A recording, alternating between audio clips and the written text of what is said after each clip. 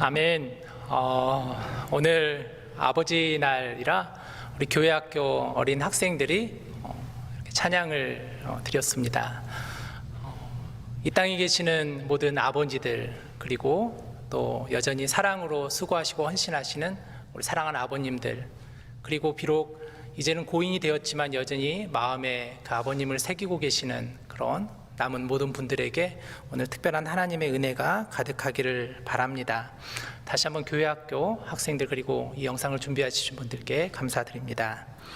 오늘은 담임 목사님께서 잠시 쉼의 시간을 가지시는 관계로 제가 정말 오랜만에 이 주일 강단에 섰습니다.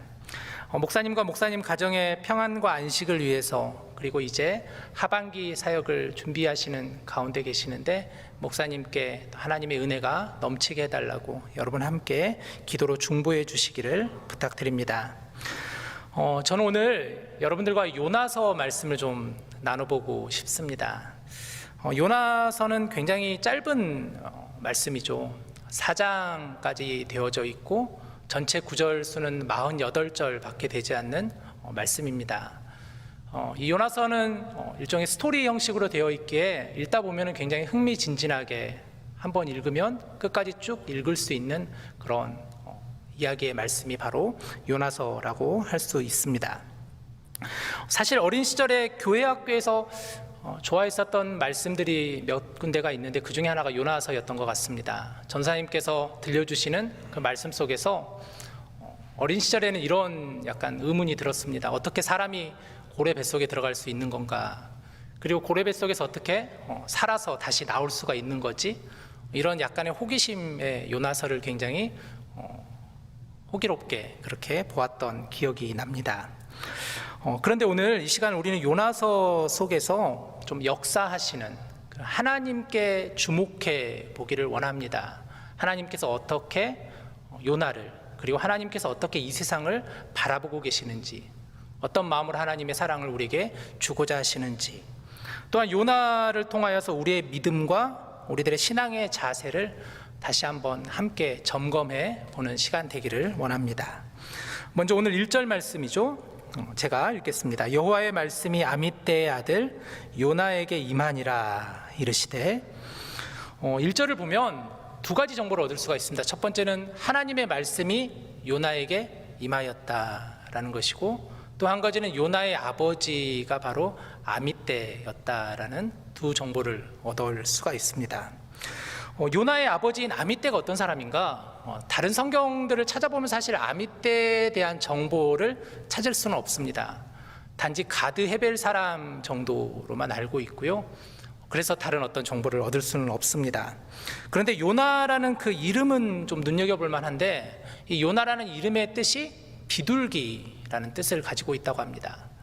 고대시대의 비둘기는 일종의 희망과 소망, 정결을 의미하고, 현대에 와서 평화의 상징으로 비둘기가 알려져 있죠. 자, 이러한 의미로 아마 요나라는 이름을 아버지가 짓지 않았을까. 그 당시에는 아마 아버지께서 보통 이름을 지은 그런 사회였기 때문에 그러지 않았을까 싶습니다. 실제로 요나는 그 이름에 걸맞는 사역을 하였던 선지자였죠. 그는 북이스라엘 여로보암 2세 시대에 활동하였습니다. 열왕기하 14장 25절 말씀을 보면, 이스라엘의 하나님 여호와께서 그의 종 가드 헤벨 아미떼의 아들 선지자 요나를 통하여 하신 말씀과 같이 여로보암이 이스라엘 영토를 회복하되 하맛 어귀에서부터 아라바 바다까지 하였으니 라는 말씀이 있습니다. 이거 보건대 요나는 여로보암 2세 시대 북이스라엘 왕조였었던 그 시대에 활동하였던 선지자였다라는 것을 알 수 있고, 또 한 가지 바로 말씀에서 보듯이 요나는 하나님의 종으로 소개되고 있습니다. 하나님의 종이란 칭호는 사실 아무나 받을 수 없는 칭호라고 할 수 있겠죠. 하나님께 인정받고 하나님의 말씀을 대언하는 선지자였기에 요나는 하나님의 종이란 그런 칭호를 받은 것 같습니다. 또한 하나님께서는 요나를 향해 이렇게 선포하라 명하셨는데 보듯이 이스라엘 영토를 회복하되 하맛 어귀에서부터 아라바 바다까지 회복될 것이다 라는 말씀을 요나를 통해 전하게 하셨습니다. 이게 어떤 의미일까? 요나가 전한 메시지는 사실 다른 선지자들과는 좀 달랐다는 것을 보게 되죠. 동시대를 살았던 아모스 선지자나 호세아 선지자 같은 경우는 주로 대부분의 선지자들은 주로 전하는 메시지가 하나님의 심판, 곧 그 나라의 멸망을 예고하는 그런 메시지들을 전하였다면, 반대로 요나를 통하여서 하나님이 일하셨을 때 그 당시에는 축복을 지금 선포하도록 하나님이 요나를 사용하셨던 것을 보게 됩니다. 어느 누가 축복의 메시지를 싫어하겠습니까? 또 어느 누가 그런 요나를 미워했겠습니까? 자, 그런데 오늘 본문 2절을 보니까 하나님은 요나에게 이제 이렇게 말씀하는 것을 보게 됩니다. 너는 일어나 저 큰 성읍 니느웨로 가서 그것을 향하여 외치라. 그 악독이 내 앞에 상달되었음이니라 하시니라. 그런 요나에게 너무나 충격적인 하나님의 말씀이 있습니다. 일어나서 가서 외치라 말씀하시죠. 어디로 가라고 하냐면 니느웨로 가라. 무엇을 전하라고 하시냐면 바로 그들의 악함을 외치라. 이제 하나님의 심판을 요나에게 선포하라라는 말씀을 하고 계시는 것이죠. 먼저 니느웨에 대해서 알아볼까요? 니느웨는 어떤 곳일까요? 니느웨는 아수르의 수도였습니다. 나중에 북이스라엘을 멸망시켰던, 지금 요나가 살고 있는 그 북이스라엘을 멸망시켰던 나라가 바로 아수르입니다. 어떤 의미에서 보면은 그 당시에도 마찬가지로 아수르와 북이스라엘의 사이는 그렇게 좋지 않았을 것입니다. 당시 니느웨는 그 근방에서도 가장 큰 도시였죠. 지금으로 말하면 이라크의 모술 지역이 바로 니느웨로 알려지고 있는데, 말씀에서는 니느웨를 가리켜 저 큰 성읍이라고 하였습니다. 정치와 경제의 중심지가 바로 니느웨였었고, 그러다 보니 돈이 몰리고 사람들이 몰리는 도시가 바로 니느웨였습니다. 도시 곳곳에는 우상들이 가득하였고 또 성적으로 타락한 도시가 바로 니느웨였습니다. 또한 그들의 잔혹함과 폭력성은 이루 말할 수 없었다고 합니다. 이들은 기록을 보면 어떤 나라를 점령했을 때 포로들을 잡아서 가만히 두지 않고 산채로 잡아서 틀에 매다는 그런 굉장히 잔인한 민족이 니느웨였었다고 합니다. 그래서 사람들은 니느웨 사람들을 가리켜 뭐라 하냐면 동방의 망나니라는 별명을 붙일 정도로 니느웨는 굉장히 좀 험한 지역이었습니다. 그래서 5주가 있으면 하나님께서 이렇게 말씀하시죠. 그들의 악독이 내 앞에 상달되었음이니라 라고 말씀은 하고 있죠. 자, 그런데 원수와도 같은 니느웨에 가서 하나님을 심판을 전하라 하는 요나의 마음이 어땠을까요? 하나님의 심판을 가서 전하라, 기쁘지 않았을까요? 지금 원수와 또 같은 그 나라에 가서 하나님의 심판을 전하라고 하니 잘됐다 이 녀석들 그것 봐라 라는 마음으로 전하는 게 당연하지 않았을까라는 생각이 드는데, 그런데 아니죠. 요나는 이렇게 행하는 것을 보게 되죠. 3절이죠.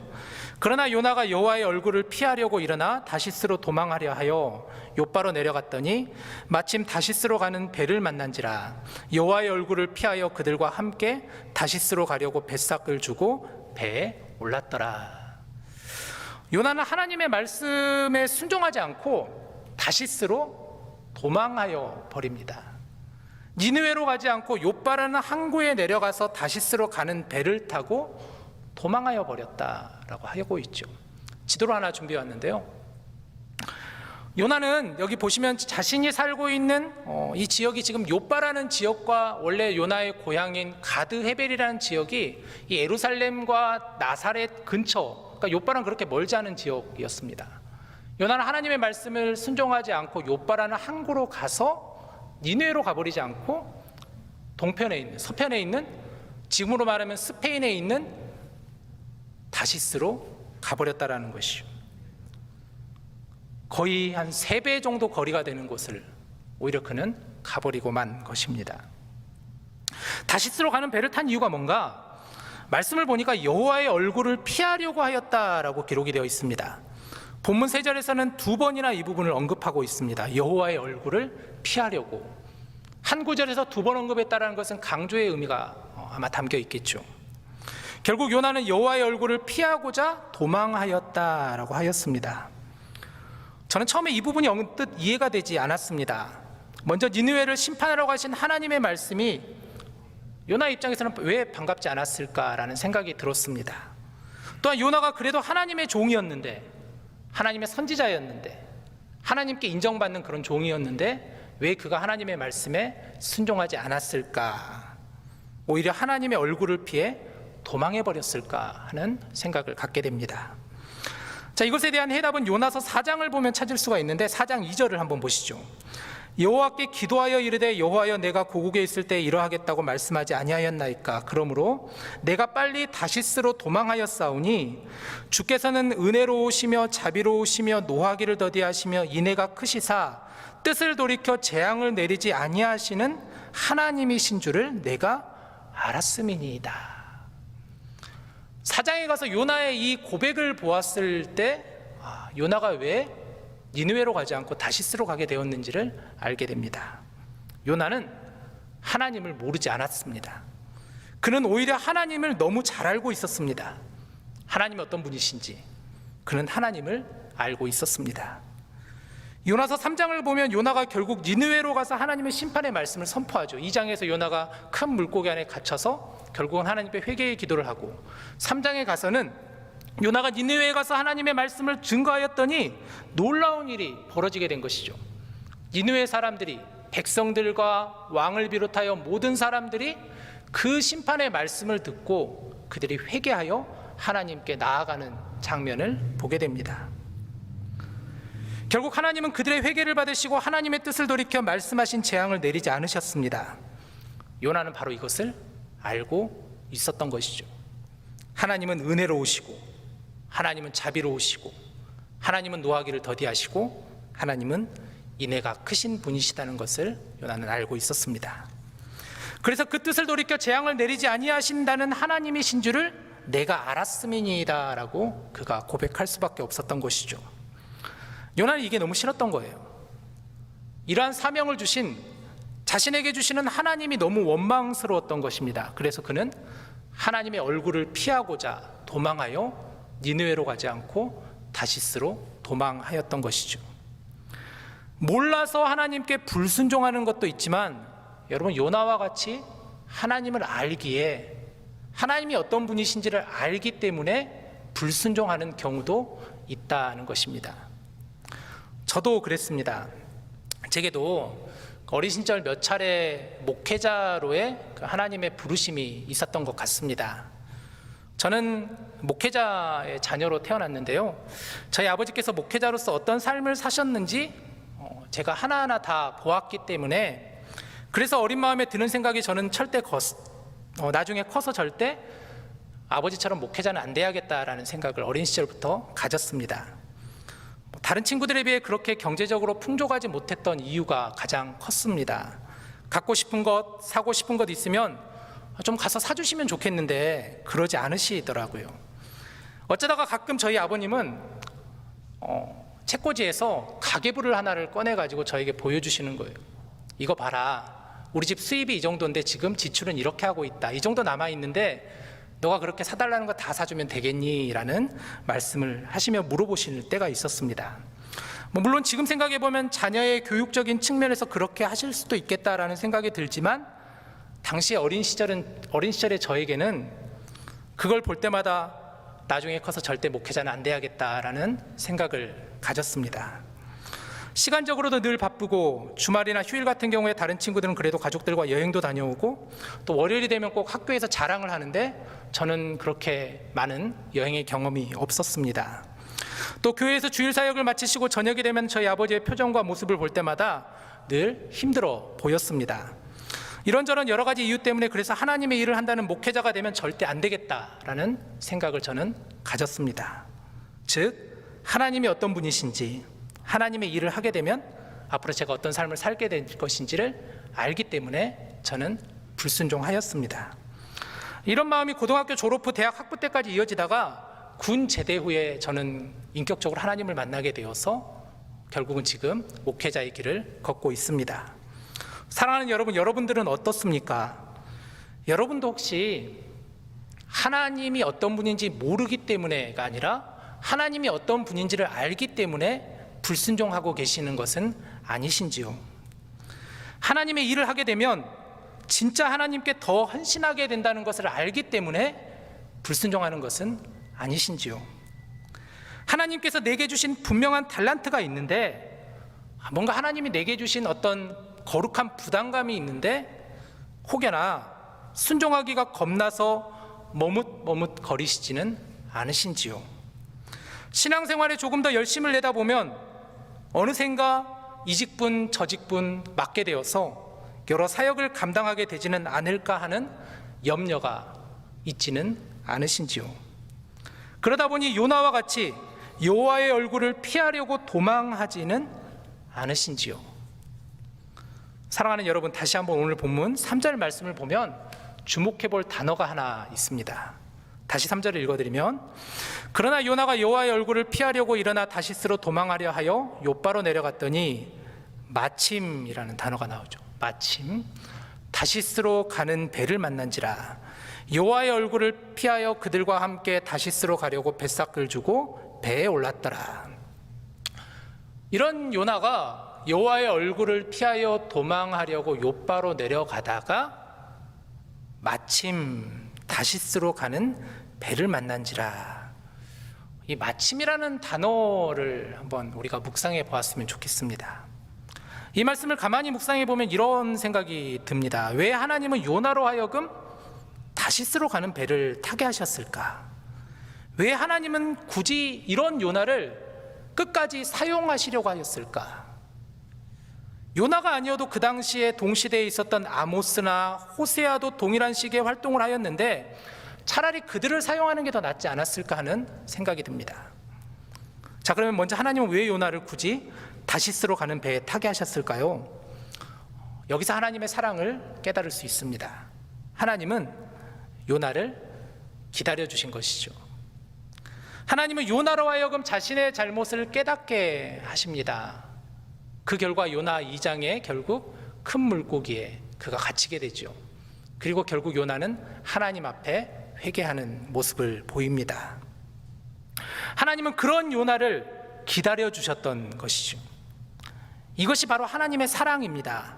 만약 요나로 하여금 욥바나 그가 머물렀던 가드 헤벨에서 그냥 하나님께서 그에게 꾸짖으셨더라면, 아니면 큰 물고기를 통해 요나를 갇히게 하지 않고 그냥 다시스로 보내버리셨다면, 어쩌면 요나는 하나님 앞에 결코 회개하지 못하고 그는 또 다른 삶을 살았을지도 모릅니다. 또한 왜 요나를 굳이 사용하셨을까요? 다른 선지자들도 있는데 말입니다. 이것이 바로 하나님의 사랑입니다.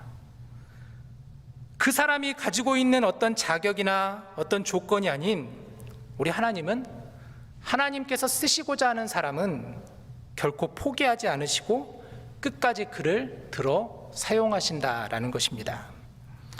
하나님은 광야에서 모세를 부르실 때도 그러했습니다. 40년 동안 광야에서 도망자로 살아가는 모세를 호렙산에서 부르실 때 모세는 그런 하나님께 이렇게 고백했죠. 저는 입이 둔한 자입니다. 어찌 감히 제가 애굽왕 바로 앞에 설 수 있겠습니까? 제가 이스라엘 백성들에게 무슨 말을 할 수 있겠습니까? 그렇지만 하나님은 그런 모세를 기다리시고 또 그런 모세를 통하여 일하셨습니다. 하나님은 에레미야를 부르실 때도 그러하셨습니다. 부르심 앞에 나는 아이와도 같습니다 하는 에레미야를 하나님은 끝까지 포기하지 않고 사용하십니다.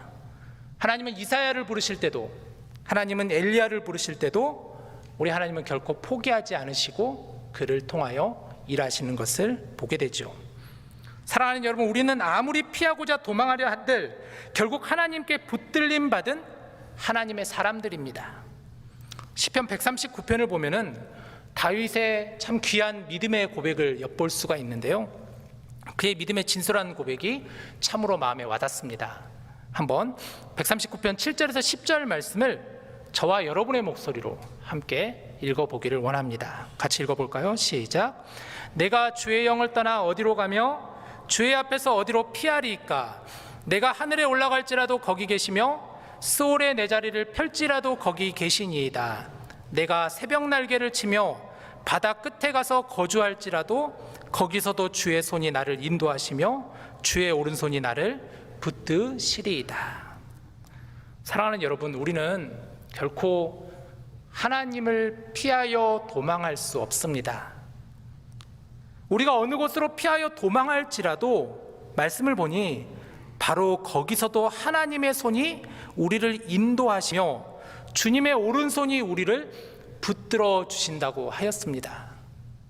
어디로 피하고 어디로 도망가야 한다고 한들 하나님은 늘 그 자리에 계시며 여러분과 함께 동행하시며 여러분을 다시 붙들어 주신다는 말씀입니다. 우리는 하나님께 이미 붙들림 받은 믿음의 사람입니다. 이미 하나님은 우리를 하나님의 자녀 삼아 주셨고, 실상 우리가 먼저 하나님을 찾은 것이 아니라 하나님께서 먼저 우리를 찾아오셨습니다. 그 하나님을 우리가 제가 주님을 사랑합니다, 사랑합니다, 사랑합니다 고백하였습니다. 여러분, 말씀을 정리하고 싶은데요, 오늘 우리는 이 요나서 말씀을 통하여서 때로 우리는 하나님을 모르기 때문에 불순종하는 것이 아니라 하나님을 오히려 알기 때문에 불순종하는 경우가 있다고 하였습니다.